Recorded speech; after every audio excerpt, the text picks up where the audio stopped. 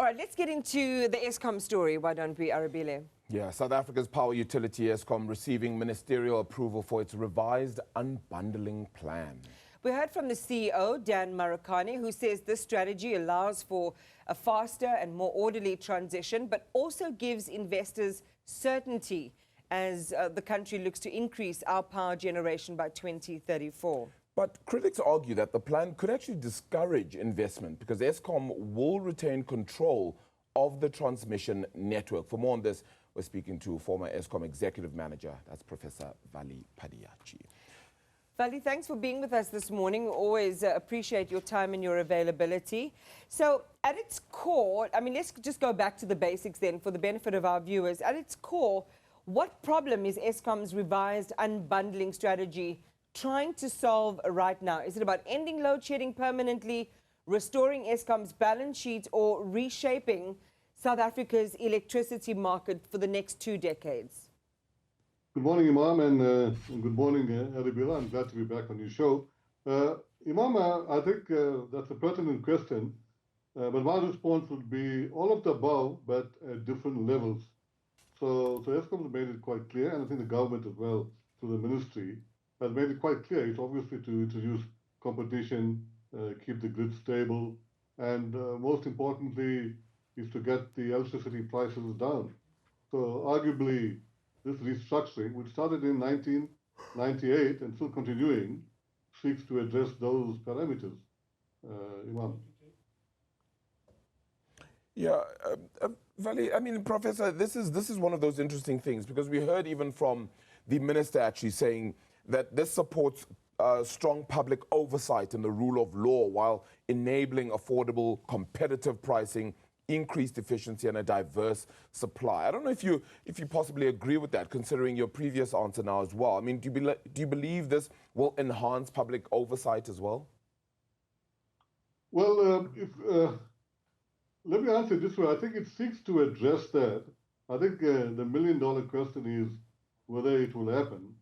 Hopefully, we expect this to happen, but I think the million-dollar question is that, as I say, this started in 1998, and there are some gray areas, but I think government and Eskom has mitigated the risk by saying it'll take another 5 years to iron out all the rough edges, the teething issues, and by 2030, hopefully the industry would be in a position to achieve what I've just said in the beginning, Arabila.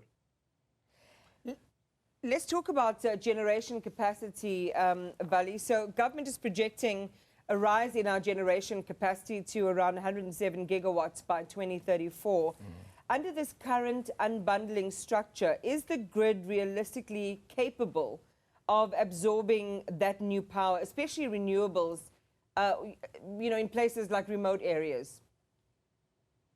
No, Imam, I think just to give an independent view, that's a risk because 2034 is about 9 years left, and there's significant work to be done on both the transmission and distribution grid to get it to a level where it can evacuate 105,000 megawatts, and also noting that the grid is a capital-intensive and asset-intensive infrastructure. And at the moment, the term that I coined, it's severely constipated, and government needs significant capital and resources to address it. So I'm saying that there is a bit of a risk. We may not achieve the total evacuation, but we may get there to a certain extent, Imam. All right, well, let's go to the purses then, right, and talk about investors, Vally, based on what you've just said. From an investor's perspective, what signals does this approval send to the private players who are considering funding new generation or transmission infrastructure? What are some of those signals? I mean, is it certainty, hesitation, or are there mixed messages? Well, I think there is an element of certainty. I think the other aspect is that, fortunately, South Africa has come out of grey listing. That was significant noose hanging around our necks. But bear in mind that Eskom's still in a financial border, if I can call it. But I think the attempts by government, especially by the minister himself, to create a playing field where the confidence, bearing in mind that bottom. But I think with the recent upgrades by S&P and by Fitch, I think it is, all augurs well. So I'm hopeful that investor confidence would come in, and I think with government's intent to bring in the private sector more and more into the energy space, also talks to that investor confidence, but also using my utility act, we're going to be very careful that the private sector comes in on a prudent basis so that there's a win-win situation, Imam. Yeah, Prof, I mean, taking all of that into account, I mean, what's the role of independent power producers here? You speak about those private players. Should they then play a bigger role if, especially, as you said a little bit earlier, we're at risk of possibly not meeting that target? No, in fact, I think the IPPs must play a bigger role. I think they must be encouraged in the context of what I've just said, because remember, the private sector as the balance sheet, as the income statement, as the resources, as the capability, and in a prudent partnership, I think the utilities, include Eskom and the municipalities and the IPPs would play a significant role, and I think in that respect, the SAIPPA, the South African Independent Power Producers Association, is making overtures in that direction. But to answer your question directly, we cannot do this alone. And this I talk about government and the utilities.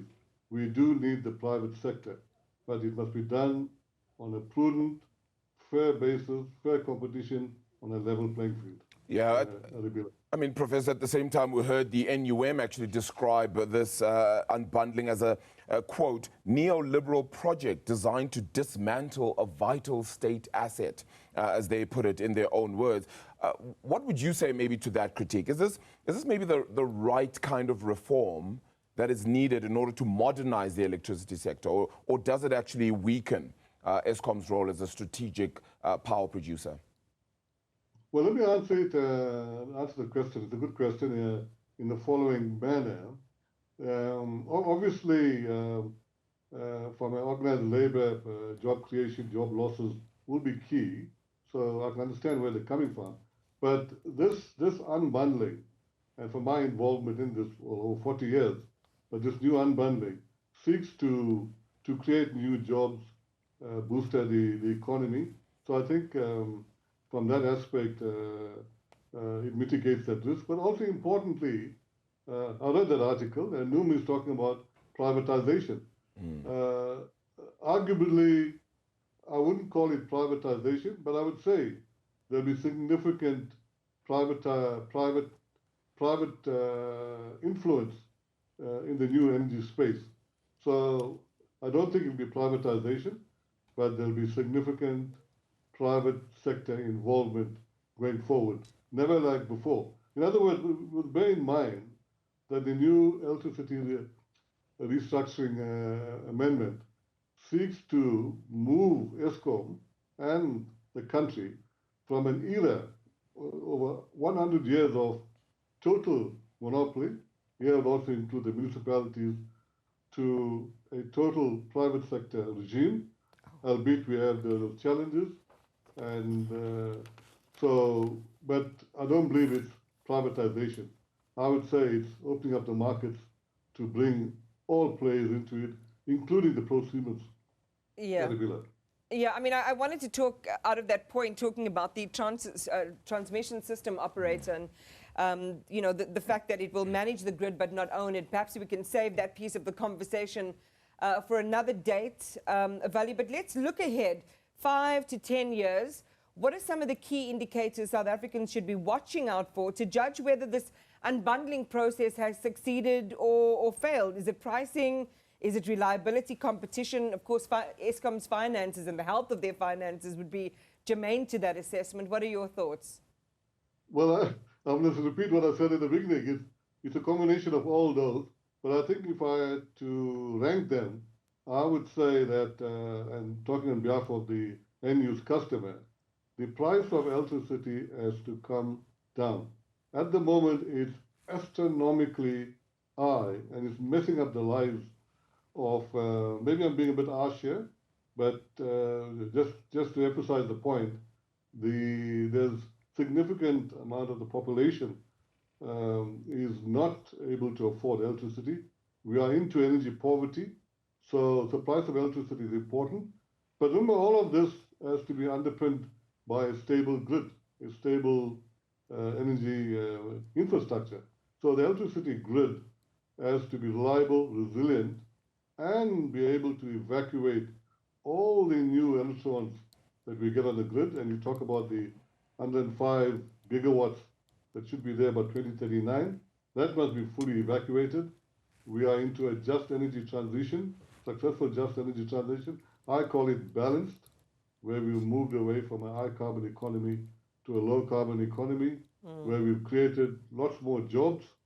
So all of those would be that, and the municipalities would be in a far better position and Eskom in terms of their balance sheets, the capabilities to sustain the efforts, and importantly, Imam and Arabila, the regulator has to play its role.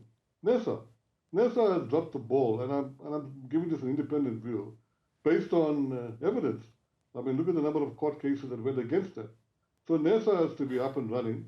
In terms of the new ERAA, NESA has been given lots more powers, and they cannot afford to drop the ball as they've dropped the ball of recent. And I'm being very, very circumspect about it. So all of those, I see, should be up and running in the next 5 years. Maybe it's a tough ask, but you asked me a question, what's the key success factor? Those will be the key success factor for a successful restructuring. Imam. Yeah, thanks for that, Vally. And in fairness, we would offer NERSA a right of reply as well for their perspective on this. But as you say, I mean, they're responsible for the approvals and asserting the ask that Eskom makes. So I think it would be prudent to have them with us. But we appreciate your insights and your perspective. Thank you so much for being with us this morning. This is a former Eskom executive manager.